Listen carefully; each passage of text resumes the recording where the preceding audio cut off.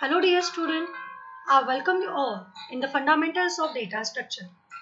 In the last session, we have covered the concept one-dimensional array. It's time to see what is two-dimensional array. In today's session, we'll cover declaration of two-dimensional array, initialization of two-dimensional array, and how these two-dimensional array are being represented into the memory. At the end of this session, I expect my student will be able to use the two-dimensional array concept in their programming. They can able to read and display matrix. These are the reference book we are going to refer to add more knowledge. Assume that I would like to maintain the information of student. There are 3 students and he faced 3 subjects. I want to maintain student 1, his 3 marks, 3 subjects marks. Student 2, his 3 subjects marks. Then what I need to do? Is the one-dimensional array is feasible? Definitely no.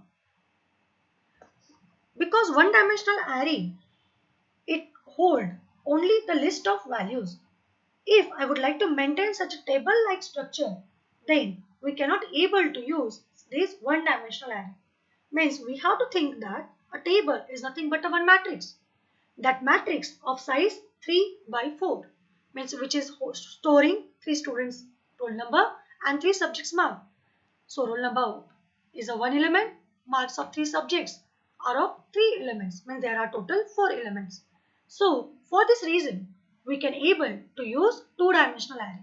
Let me see what is the syntax of two-dimensional array. Like one-dimensional array, we need to specify data type, we need to specify array name. Now we have to give how much rows we want and how much column we want, and it should be end by semicolon. Take this example, integer a of 3 by 4.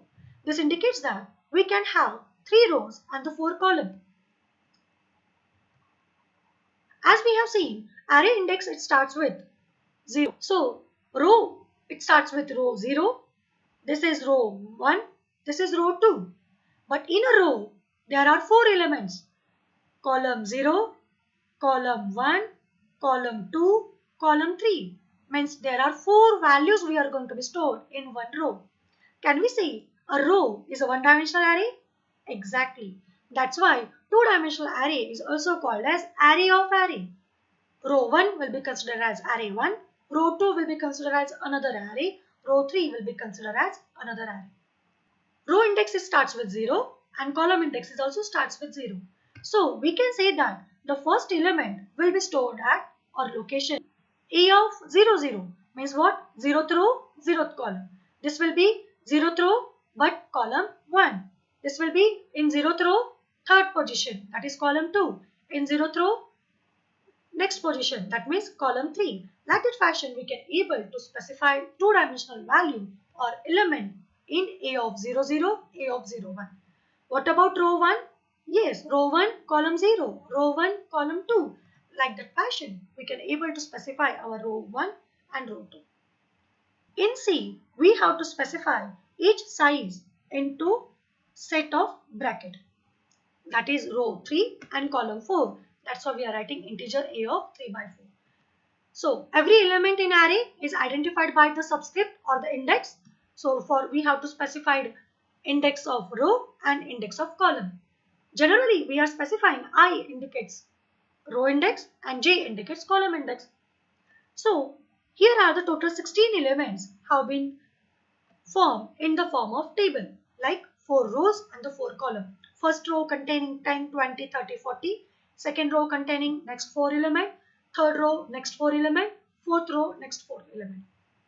Now I want to identify what is the value stored at A of 2, 1. Means the value of I is 2 and value of J is 1.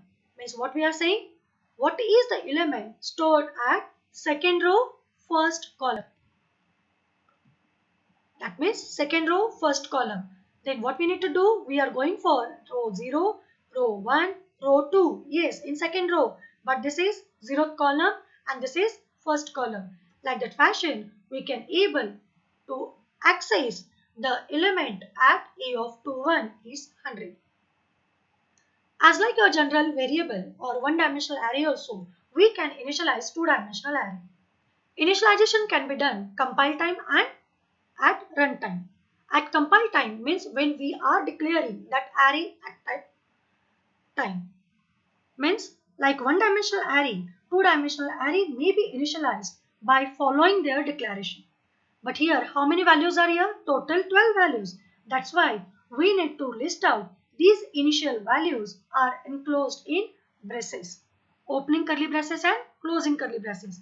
So this indicates that here are total 12 elements. But how they are going to be stored? A of 4, 3.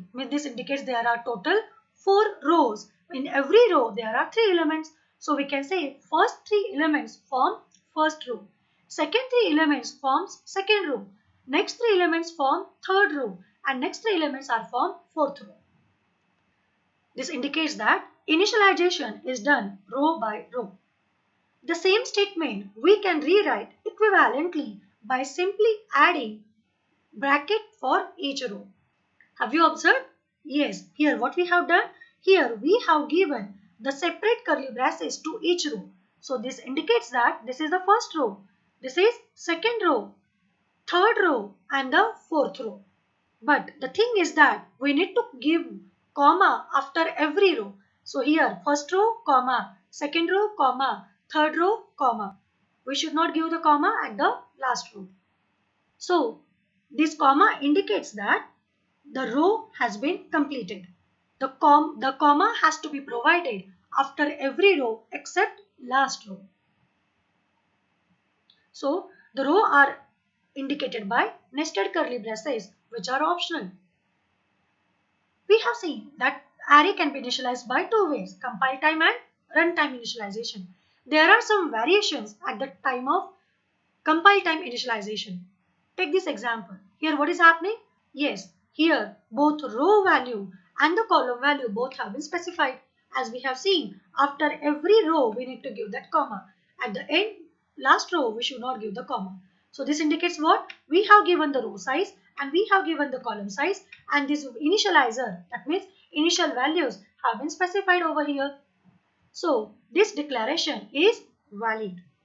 Means we can able to specify the values over here. Both rows and the column size is specified.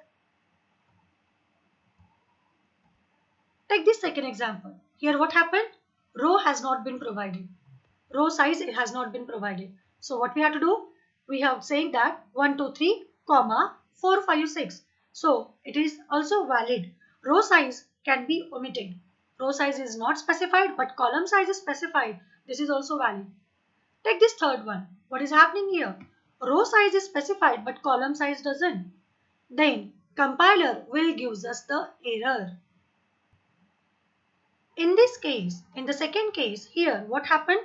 When array is completely initialized with all values explicitly, then we not need to specify the size of row. It is accepted. But in this case, all values are given but the column value is not given, then this is not permitted. Means if we are initializing the two-dimensional array, then second dimension must be provided. That's why this is invalid. It can be the case that we are not giving the row size and the column size both. Then that time also the compiler gives us an error. So both row and column size is not specified. This is also called as invalid. So what is the conclusion? That we need to always specify number of columns. Otherwise compiler gives us the error. This is the way of compile time initialization. And if we want to do the runtime initialization, then obviously we need to use printf and scanf with help of for loop that we have done like our one-dimensional array. Let me start with the one small piece. Whatever we have learned about that initialization, can you tell me what is happening in this figure? Array of 2 by 3 has been given, but the values are only 1, 2 and 2 have been given. So what is happening here? Yes, if we are specifying the size of array, then first two element of array, first two element of first row will be given by value 1, 2 and third value will be given 0 automatically by compiler. Similarly in this case, the only fourth value is given and remaining next two values will be initialized by 0. This indicates if the values are missing in an initializer, then it automatically set to 0 by the compiler. Okay, so that's why this is also valid. If values are missing, then it will be automatically initialized with 0. What about here? Exactly.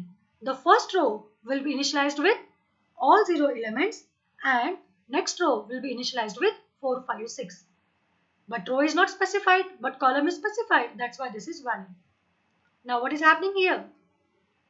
In this case, the first row, first element will be 1, remaining 2 elements will be 0. For the second row, first element will be 1, remaining 2 elements will be 0. But for the third row, all elements will be 0. Where we can use the two-dimensional array, right? If we are going to maintain student and their mark sheet, like roll number and marks of subject, if we want to perform some application or operations on the matrix, that time we can able to use two-dimensional array. So if I want to read and display two-dimensional array at a runtime, so what we have to do? Now here if you have observed, this indicates our row size and this indicates our column size. So how many rows are here? Here are total 5 rows and here are total 4 columns. So we are writing in this first row there are total 5 elements. Okay, similarly this is second row, here we are having total 5 elements. Means we need to maintain this row value also and into that single row we need to maintain these 5 columns also. For this reason, we are going to use a for loop which will maintain the row size and one for loop which will maintain this column size. As we have seen, the two-dimensional array will be stored as row by row. That's why we require the outer for loop which will keep the track of all these row. And inside the row, there are these much values. So we are going to maintain with help of inner for loop. So what is happening here? A matrix of 2 by 3 have been declared. Outer for loop which will keep the trace of rows. How many rows are here? 0, 1 row. And inner for loop which will keep the trace of 3 columns, that is 0, 1, 2 values. So outer for loop, when I is 0, then inner for loop is J0, I0, J0, I0, J1, I0, J2. Similarly, when I is 1, it becomes 1, I1, J0, I1, J1, I1, J2. Like that fashion, this matrix value will be filled by using this for loop. And similarly, by using this for loop, we can display the matrix. If we think about the multidimensional matrix, this is the two-dimensional array. Now, what about for our multidimensional array? In C, we can able to declare 3 or more dimensions. So the syntax is we need to specify array name, the first size, second size, means first element size, second size and third one. This three-dimensional array is also called as array of two-dimensional array. And two-dimensional array was considered as array of array. That is array of one-dimensional array. Assume that here I am taking integer survey is a one array which will store all integer value 3 by 4, 12 by 5. This indicates that the survey is the array of two-dimensional array. Means it will hold 12 by 5 array, two-dimensional array. This 12 by 5 arrays, 3 instances we are going to be maintained. Similarly, this float table is what? This is the array of three-dimensional array. That means this is a fourth-dimensional array. So we can say 4 by 5 by 3. Three-dimensional array will be created and its 5 instances will be going to be maintained with help of this table. So if you will observe that 3 by 12 by 5. So here we are going to be maintained 180 elements. But how they are going to be maintained? They are going to be created total 12 rows and the 5 columns for 1. Similarly, 12 rows, 5 columns for 2. 12 rows, 5 columns for 3.